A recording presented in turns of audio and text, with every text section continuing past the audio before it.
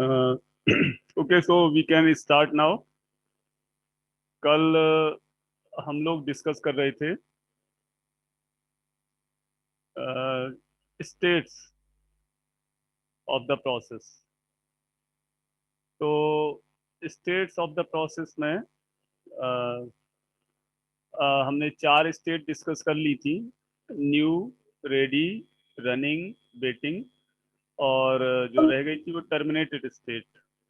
One that was remaining was the terminated.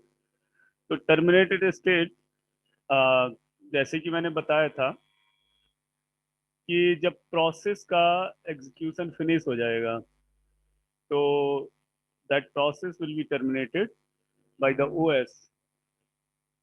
Terminated means कि OS उससे सारे resources को डीएलोकेट कर देगा जो उस प्रोसेस को रिसोर्सेज एलोकेटेड थे। और after deallocation of the resources, process will be removed from the main memory by the operating system. तो ऑपरेटिंग सिस्टम उसको मेमोरी से रिमूव कर देगा। So that is the terminated state. Now we can see the switching like this way. Switching of different states from one to another like this way. पहले process की starting state new है और वो admit हुआ memory में, resources उसको allocate हुए तो रेडी स्टेट में आ गया। और रेडी से शेड्यूलर डिस्पैच जो लिखा है, इसका मतलब शेड्यूलर ने सीपीयू को एलोकेट कर दिया रेडी स्टेट में, तो रनिंग में आ जाएगा। और रनिंग स्टेट से जब ये काम इसका फिनिश हो जाएगा प्रोसेसिंग, तो एग्जिट हो जाएगा और टर्मिनेटेड स्टेट में आ जाएगा। लेकिन जब प्रोसेस रनिंग में है और जब इसको कोई रिसोर्सेज की रिक्वायरमेंट होगी तो फिर ये वेटिंग स्टेट में आएगा। और वेटिंग से रेडी में तब आएगा जब इसको सीपीयू तो मिल जाएगा लेकिन रिक्वायर्ड रिसोर्सेज नहीं मिलेंगे। तो that was the leftover discussion by yesterday. Now we will discuss the new topic in this series of processes. So, uh,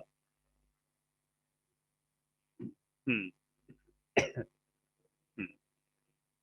So this is uh, operating components of process and process control block. So we will discuss this components of a process. So as you know already, a process is an active entity while program is a passive entity. तो active entity in the sense कि process के पास resources, memory, processor, file, data सब कुछ होता है, तभी वो प्रोग्राम से प्रोसेस बनता है। तो जब हम कंपोनेंट्स की बात करते हैं तो कंपोनेंट्स में पहले क्या है हमारा कि जो डिफरेंट कंपोनेंट्स हैं, we will discuss all those components one by one. तो रीड आउट दिस स्लाइड, जो कि प्रोसेस के बारे में हम पहले भी डिस्कस कर चुके हैं। तो प्रोसेस का मीनिंग इस स्लाइड में, प्रोसेस के पास क्या होता है, process consist of program, input, output, state, CPU, memory. और सीपीयू सीपीयू मींस के प्रोसेस जब एग्जीक्यूट होता है तो सीपीयू के जो कंपोनेंट्स हैं, ALU, whenever the arithmetic and logic operations will be needed, ALU and control unit provides the control signals जो हमारे इंस्ट्रक्शंस रन हो रहे हैं by the process, they are processed electronically, और उसके लिए प्रोसेसिंग के लिए जो इलेक्ट्रॉनिक सिग्नल वो प्रोवाइड किया जाता है कंट्रोल यूनिट के द्वारा, which is part of the operating system. और तीसरा जो कंपोनेंट होता है सीपीयू का, वो है डिफरेंट रजिस्टर्स। तो in the fifth semester we will study the different kinds of components inside the CPU, different registers. Here PC register means program counter register. Register तो तुम लोग डिजिटल इलेक्ट्रॉनिक्स में पढ़ चुके हो कि शिफ्ट रजिस्टर और डिफरेंट टाइप्स के रजिस्टर।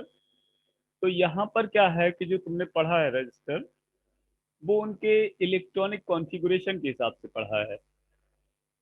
लेकिन जो नेक्स्ट सेम में तुम रजिस्टर पढ़ोगे, वो register will be according to their functions.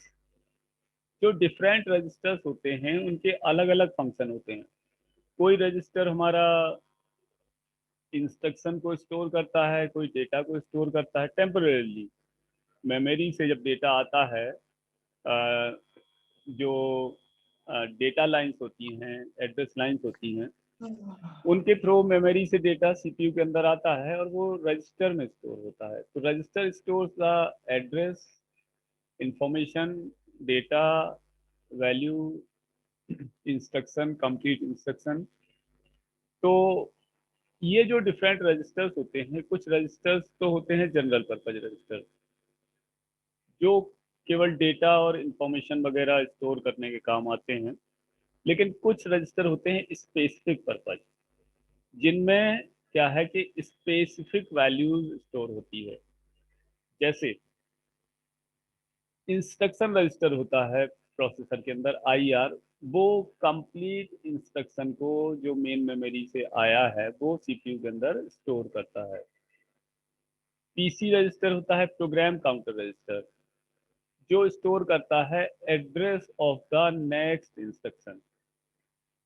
जो इंस्ट्रक्शन हमारा एग्जीक्यूट हो रहा है, उस इंस्ट्रक्शन के बाद कौन सा इंस्ट्रक्शन एग्जीक्यूट होना है, the address of the next instruction will stored inside the program counter register, and in short it is called as PC register.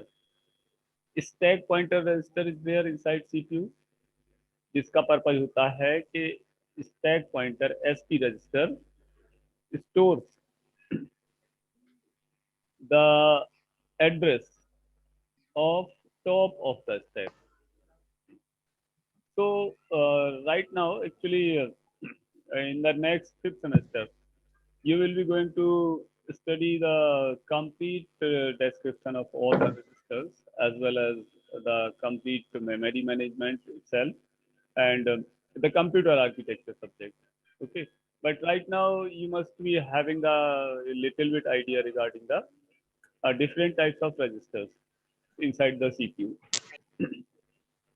तो वन ऑफ द रजिस्टर, जैसा मैंने बताया कि some general purpose registers are there, जो कि general data को store करने के लिए होते हैं, एंड सम स्पेसिफिक रजिस्टर्स, जैसा मैंने बताया stack pointer, program counter, instruction register, address register, so they are there to store the such kind of data. So we are talking about the components of a process. So components of the process are basically the complete program, the set of instruction, input, output, state, EC register, variables, stack, memory, files, signal management information, CPU cycle. तो इसमें से हम बारी बारी से एक एक component को डिस्कस करेंगे। पहला है इमेज। तो इमेज से मतलब है हमारा कि जो हमने प्रोग्राम लिखा है, और कल जो हमने डिस्कस किया था कि जो प्रोग्राम लिखा है उसको हम ट्रांसलेट करते हैं, और ट्रांसलेशन के बाद कंपाइलेशन, लिंकिंग, लोडिंग, लिंकिंग के बाद कंपाइलेशन, लिंकिंग के बाद वो एक कंप्लीट फाइल बनती है, जो है हमारी एग्जीक्यूटेबल फाइल। तो लोडर सॉफ्टवेयर क्या करता है, उस एग्जीक्यूटेबल फाइल को मेमोरी में पुट करता है फॉर रन। तो ये जो हमारी एग्जीक्यूटेबल इमेज है, इमेज से मतलब कि उस प्रोग्राम के करस्पॉन्डिंग जो ये एग्जीक्यूटेबल फाइल बनी, डॉट एक्स फाइल, उस फाइल को हम यहाँ बोल रहे हैं इमेज। तो अगर मल्टी प्रोग्रामिंग सिस्टम है तो एक्चुअली क्या होता है कि बहुत सारे प्रोसेस हमारे एक ही मेमोरी में पड़े होंगे, और इसका मतलब कि मेमोरी को शेयर कर रहे होंगे, लेकिन हमारा हर एक प्रोसेस प्रोग्राम की अपनी इमेज को लेके चलता है मतलब अपनी ऑब्जेक्ट फाइल को स्टोर करेगा हर एक प्रोसेस। दूसरा कंपोनेंट है रिसोर्सेज। तो till now, yesterday itself, I have discussed regarding the resources. So resources as again we can say the software, hardware, or the data, program, file, etc., which are needed by a program for its running. So that is a resource. तो जब process create हो गया यानी new state में है, उस moment से लेके और टर्मिनेशन के पहले तक कभी भी प्रोसेस को रिसोर्सेज प्रोवाइड किए जा सकते हैं बाय द ऑपरेटिंग सिस्टम। तो रिसोर्स के examples, a file containing information, image of its program in memory, CPU time, memory, IO device. So different resources are there.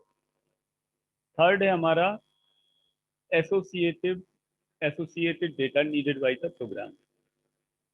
Meaning is this कि programme यानी हमारा जब प्रोसेस चल रहा है, program run कर रहा है, तो उस मोमेंट पर उसको एग्जीक्यूट करने के लिए जो डेटा की रिक्वायरमेंट होगी, उस डेटा के बारे में बात कर रहे हैं। That is a part of the process itself.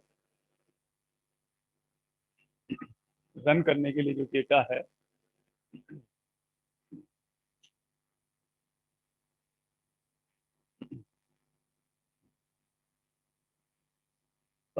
चौथे, हाँ, ये एक पिक्टोरिकल डायग्राम है इसका। यू कैन सी कि दो प्रोसेस है हमारे, पी और क्यू। तो पी और क्यू के corresponding this is the main memory. P और क्यू के corresponding context, data and program code. This is process, process A लिखा है, read it as the process P, और here read it this as the process Q. तो process के corresponding context, we will discuss the context switching after some slides, and data and program code। Program code मतलब कि हमारा जो executive code है, ये सब मेमोरी में पड़ा हुआ है हर एक प्रोसेस के करस्पॉन्डिंग। एंड प्रोसेस का जो एड्रेस है, starting address, we can see the process ID, it lies here. Next जो फोर्थ है वो है status of the process execution. जो प्रोसेस एग्जीक्यूट हो रहा है उसका क्या स्टेटस है। OS is required, OS requires that information. और पांचवा कंपोनेंट है मेमोरी।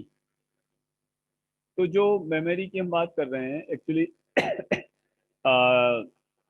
जब प्रोग्राम रन हो रहा है तो we are talking about the main memory.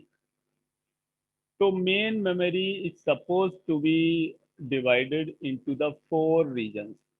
जब भी हमारा कोई प्रोसेस प्रोग्राम चल रहा है, रन हो रहा है, तो मेन मेमोरी हमारी चार पार्ट में लॉजिकली डिवाइड होती हुई मानी जाती है।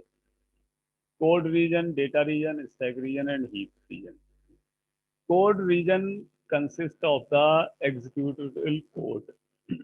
मेमोरी में क्या होता है कि जो एग्जीक्यूटेबल कोड हैं, इंस्ट्रक्शंस हैं, इंस्ट्रक्शंस हमारे जो बाइनरी में कन्वर्ट हो गए, तो वो बाइनरी में कन्वर्टेड सारे इंस्ट्रक्शंस जो एग्जीक्यूटिबल इंस्ट्रक्शंस हैं वो कोड रीजन के अंदर लाई करते हैं। मतलब जहां पर इंस्ट्रक्शंस स्टोर होते हैं उसको हम बोलते हैं code region of the main memory.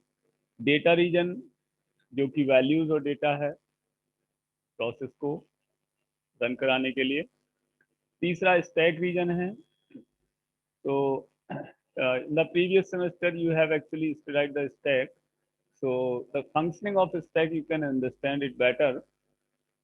So stack is what basically stack is created inside the main memory whenever a function is called। जब भी प्रोग्राम में कोई फंक्शन सब रूटीन मेथड कॉल किया जाता है तो उसके करस्पॉन्डिंग एक स्टैक बनता है जो कि फंक्शन से रिलेटेड पैरामीटर्स को स्टोर करता है। फंक्शन से रिलेटेड पैरामीटर्स क्या हैं? उसके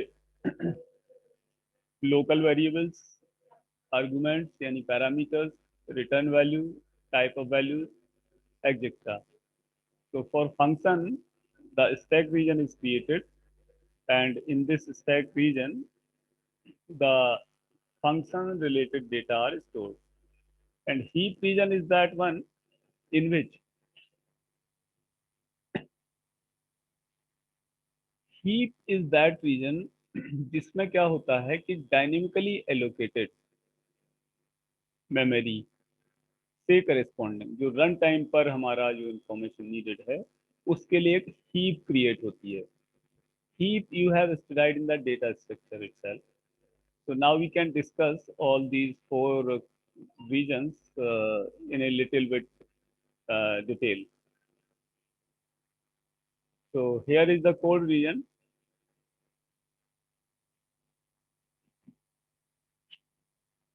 It consists of the executable instructions of the process.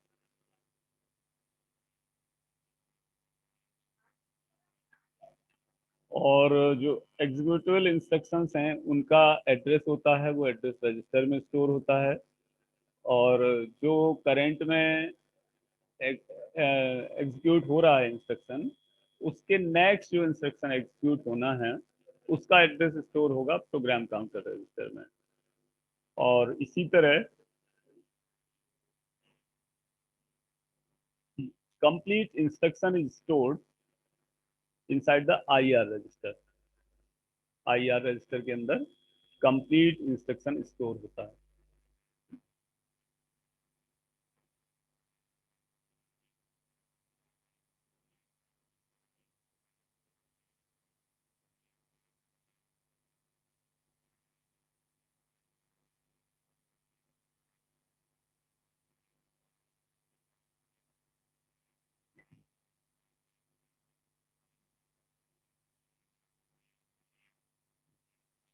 Okay तो हाँ, what we were talking about. Then है डेटा रीजन। तो डेटा रीजन में हमारा क्या होता है? प्रोसेस स्पेसिफिक डेटा यानी इनपुट और आउटपुट उस प्रोसेस से रिलेटेड, और जो कि हमारे फिर दो पार्ट में डिवाइड होते हैं data, initialised and uninitialised data. कुछ इनिशियलाइज मींस के we have provided the value. जैसे हमने लिखा इंट आई, तो इंट आई लिखने का मतलब ये है कि जो आई वेरिएबल हमने डिक्लेयर किया है उस आई वेरिएबल के करस्पॉन्डिंग कंपाइलेशन के बाद 2 बाइट मेमोरी मेमोरी में रिजर्व हो जाएगी। और जब भी हम आई को वैल्यू देंगे तो वो उसी 2 बाइट में चली जाएगी। तो अगर हमने वैल्यू स्टार्टिंग में दी है तो इनिशियलाइज हो गया, अगर नहीं दी है तो बाद में देंगे तो अनइनिशियलाइज हो गया। तो ग्लोबल वेरिएबल्स भी हमारे डेटा रीजन में स्टोर होते हैं। देन है स्टैक रीजन। तो स्टैक रीजन इंक्लूड, जैसे कि मैंने बताया, call stack to keep track of active subroutine and और अदर इवेंट्स। तो इसमें क्या होता है? Temporary data, dynamic data, local data, argument, parameters, return address, temporary variables corresponding to functions, and last one is heap region. तो contains the intermediate computation data generated during runtime. जो heap में data structure पढ़ी है, we are talking about that heap.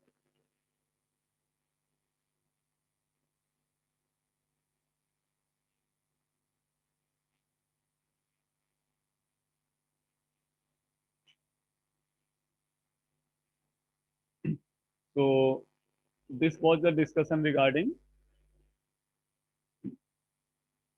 क्या हम discuss कर रहे थे, कौन बताएगा?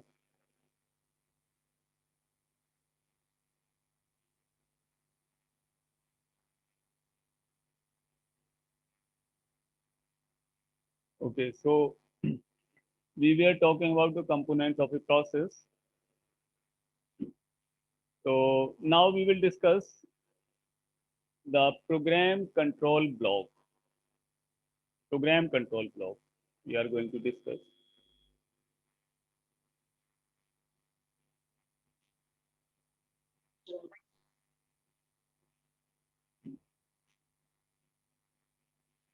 So process control block.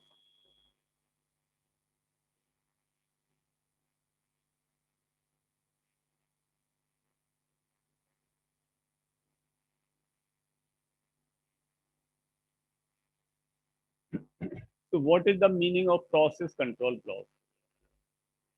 Process control block और PCB एक तरह से हमारा एरे या डेटा स्ट्रक्चर के फॉर्म में हर एक प्रोसेस के द्वारा नीडेड इंफॉर्मेशन, मतलब कि every process in the system,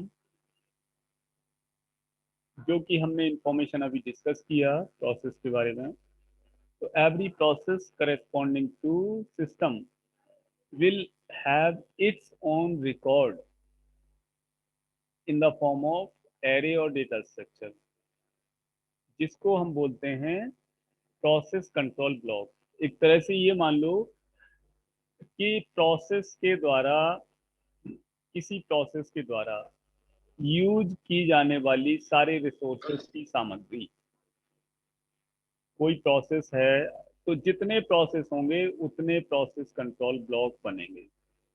मतलब हर एक प्रोसेस का अपना रिकॉर्ड, अपना इंफॉर्मेशन, इसी तरह दूसरे प्रोसेस का भी वही इंफॉर्मेशन, तो उसको हम बोलते हैं प्रोसेस कंट्रोल ब्लॉक। तो रीड आउट दिस स्लाइड।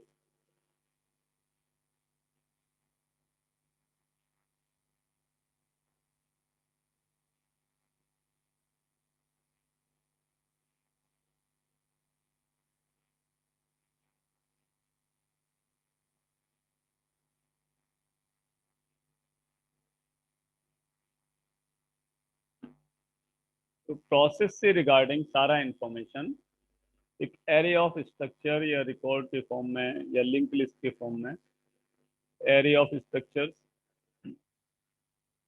और इन अदर डेटा स्ट्रक्चर।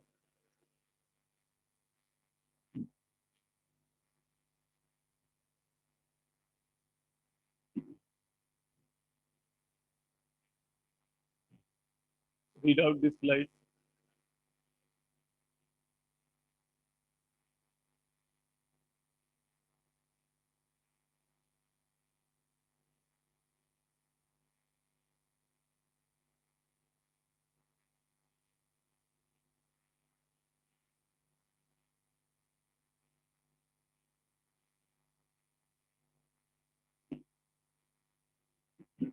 तो जो प्रोसेस कंट्रोल ब्लॉक है या पीसीबी है, वो डिपेंड करता है हार्डवेयर पर। यानी अगर सेम प्रोग्राम दूसरी मशीन पर तुम रन करा रहे हो, सी प्रोग्राम, तो उसका प्रोसेस कंट्रोल ब्लॉक तुम्हारा दूसरा हो सकता है। दूसरी मशीन से रिलेट मतलब है हमारा कि जिसके कॉन्फ़िगरेशन अलग हो, जिसमें या तो ऑपरेटिंग सिस्टम अलग हो, या सी प्रोसेसर अलग हो, या रैम अलग हो, या मदरबोर्ड अलग हो, रोम अलग हो, साइज अलग हो। तो एटलीस्ट कुछ चीज़ें अलग हों। अगर सारी चीज़ें एक ही लैब में देखोगे तो सारे सिस्टम तुम्हारे एक ही सेम कॉन्फ़िगरेशन के होंगे। तो नाउ वी कैन सी कि प्रोसेस कंट्रोल ब्लॉक में प्रोसेस अपने क्या क्या इंफॉर्मेशन रखता है। तो पीसीबी कंटेंट्स और डिस्क्रिप्शन। तो पहला जो कंटेंट्स है प्रोसेस ब्लॉक कंट्रोल का, प्रोसेस कंट्रोल ब्लॉक का, वो है प्रोसेस स्टेट।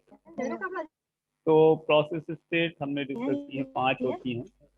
तो उनमें से कोई एक प्रोसेस स्टेट, मतलब उस मोमेंट पर प्रोसेस किस स्टेट में है, पहली चीज वो। दूसरा पॉइंटर टू द स्टैक। तीसरा प्रोसेस आईडी। जितने भी प्रोसेस बने होंगे, हर एक प्रोसेस की अपनी एक अलग आईडी होगी। तुमने कभी देखा है कि जब हम एंड टास्क करते हैं, टास्क मैनेजर पे कभी गए होगे, तो उसमें टास्क मैनेजर पे अगर तुम देखो तो यू कैन सी के कितने हमारे प्रोसेस उस मोमेंट पर रन करते हैं at a time. You can see the memory usage. तो let's see. I'm doing the control alt delete. So this starts a task manager. So on the screen, are you able to see this task manager? सभी लोग देख पा रहे हो task manager की screen खोलने की, या फिर I need to share it again?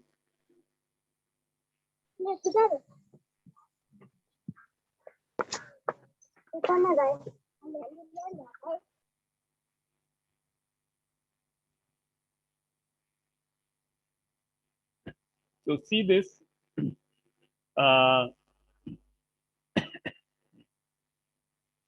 ये मैंने टास्क मैनेजर खोला हुआ है अपने करेंट सिस्टम का। तो ये तुम देखो कि अगर तुम एप्लीकेशंस देखो तो इस सिस्टम पे क्या क्या एप्लीकेशन चल रही है। एक तो component of process, process control block, 2 slide खुली हुई हैं। मीटिंग कंट्रोल जूम का खुला हुआ है, पावर पॉइंट खुला हुआ है, और एक फोल्डर खुला हुआ है, और जूम का मीटिंग खुला खुला हुआ है। अब अगर हम प्रोसेसेस की बात करें तो we can see the different processes. You can see all these are the image name. जो हम बात कर रहे थे कि image of the process, process image. तो ये इतनी सारी इमेज मतलब एग्जीक्यूटिव फाइल रन हो रही है इस प्रोसेस में।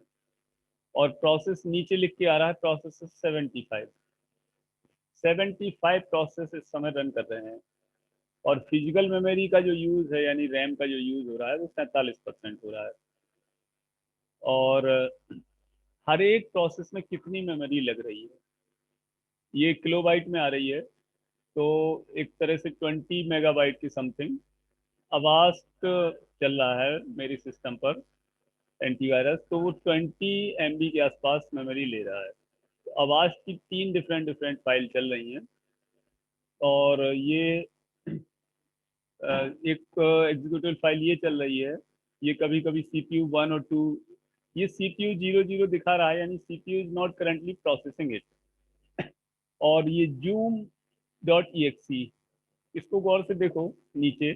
जूम डॉट EXE फाइल है, ये स्टार 32 इसका नाम ही है, 32 बिट के लिए। तो इसमें देखो CPU यूसेज आ रहा है कभी 15, कभी 16, कभी 12। तो basically I am running the zoom usage app. और जूम ऐप के थ्रू जितनी मैंने फाइल कनेक्ट कर रखी है, शेयर कर रखा है, यूजर कनेक्ट कर रखे हैं, इन सबको मिला के जो CPU यूसेज है वो 12, 16 करके इस तरह आ रहा है।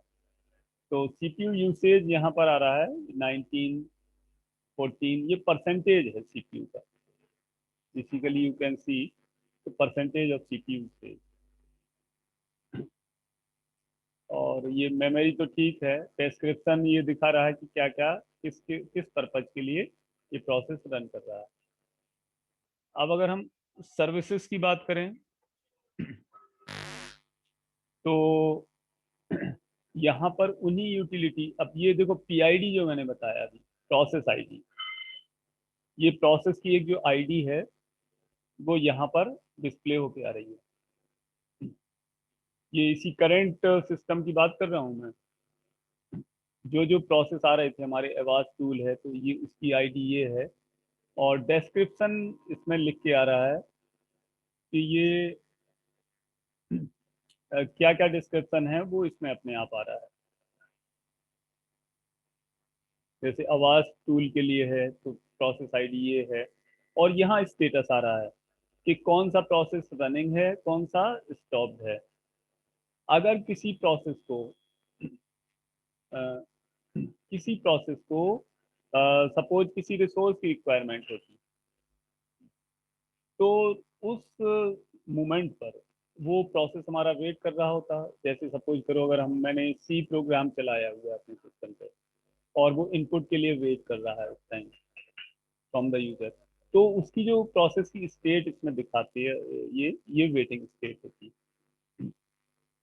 परफॉर्मेंस यू कैन सी कि सीपीयू यूसेज कितना है, तो 15-16% दिखा रहा है। और मेमोरी यूसेज ये दिखा रहा है करीब 45%। और फिजिकल मेमोरी में टोटल, कैश, अवेलेबल, फ्री, ये सब इंफॉर्मेशन यहाँ आ रहा है। कर्नल मेमोरी देखो कि नीचे आ रही है पेज्ड और नॉन पेज्ड। तो paging system we will study in the virtual memory. और उसके बाद अगर हम नेटवर्किंग की बात करें तो इस सिस्टम में अभी नेटवर्किंग से रिलेटेड कोई वायरलेस नेटवर्किंग का इंफॉर्मेशन आ रहा है कि 18-17-18% करीब यूसेज है। वो 5 Mbps कनेक्टेड। और कोई नेटवर्क नहीं है इसमें, ना ब्लूटूथ है, ना लैन है, ना कुछ है। और ये ब्लूटूथ नेटवर्क जो जीरो है तो कुछ नहीं, वायरलेस इसमें चल रहा है तो उसका दिखा रहा है इस तरह। और यूजर्स तो केवल मैं ही हूँ इसमें। मेरे सिस्टम का नाम HP है, ID 1 है, एक्टिव है, और सेशन कंसोल है। इसमें ना कोई क्लाइंट है ना सर्वर है। तो this is all about regarding this thing. तो I am closing this window and coming to the again to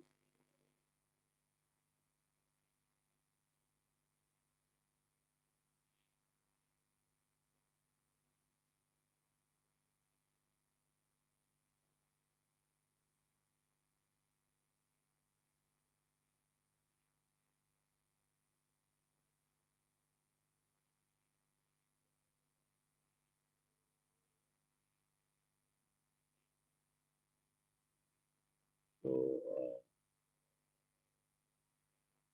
okay. So again coming to our previous point, the process state, pointer, PID you have seen, CPU register contents. तो CPU register contents में क्या है कि we will study in the next semester in more details के what different CPU registers are there and what is their functioning actually. तो जो CPU register होता है एक तो एक्यूमुलेटर होता है, कुछ जनरल पर्पज रजिस्टर होते हैं। इंडेक्स रजिस्टर होता है फॉर एरे वगैरह के लिए। स्टैक पॉइंटर होता है जैसे मैंने बताया स्टैक के टॉप के एड्रेस को स्टोर करने के लिए। और पीसी रजिस्टर होता है program counter register which holds the address of the next instruction, sorry next instruction to be executed. जो इंस्ट्रक्शन एग्जीक्यूट होने वाला है आगे उसका एड्रेस। तो स्टैक पॉइंटर कंटेंट्स हो गया, प्रोग्राम काउंटर हो गया, और मेमोरी एलोकेशन यानी memory limit and memory state. Next इसमें है रिसोर्स एलोकेटेड कि कितने रिसोर्स उस प्रोसेस को एलोकेटेड हैं, और बाकी रिसोर्स नीडेड कि उस प्रोसेस को कितने प्रोसेस की रिक्वायरमेंट है। सीपीयू शेड्यूलिंग इंफॉर्मेशन कि प्रोसेस की प्रायोरिटी क्या है, address to scheduling queue, accounting information कि CPU time used in executing a process, CPU ने कितना टाइम ले लिया उस प्रोसेस को एग्जीक्यूट होने में। और input output status information, input output and status information में है हमारा input output request, list and status of open files, information regarding allocated devices, and lastly the security attributes. Security attributes में process owner and the process's set of permissions, allowable operations. मतलब process पे क्या क्या operation तुम कर सकते हो. So one thing I want to say all of you कि Unix I think has been installed by each and everyone on its system. क्योंकि जो सिक्योरिटी एट्रीब्यूट्स की बात हम कर रहे हैं, तो जो ये प्रोसेस क्रिएशन वगैरह का ऑपरेशन है in Unix, we can easily create the process, terminate the process and see the process ID.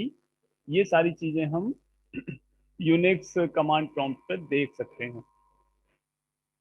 तो I require from all student sites they must install the Unix operating system in their computer system so that inside lab कि हम Unix के command वगैरह चला सकें. Otherwise नहीं install होंगे तो by using the slides I will simply show the different commands regarding the Unix inside lab.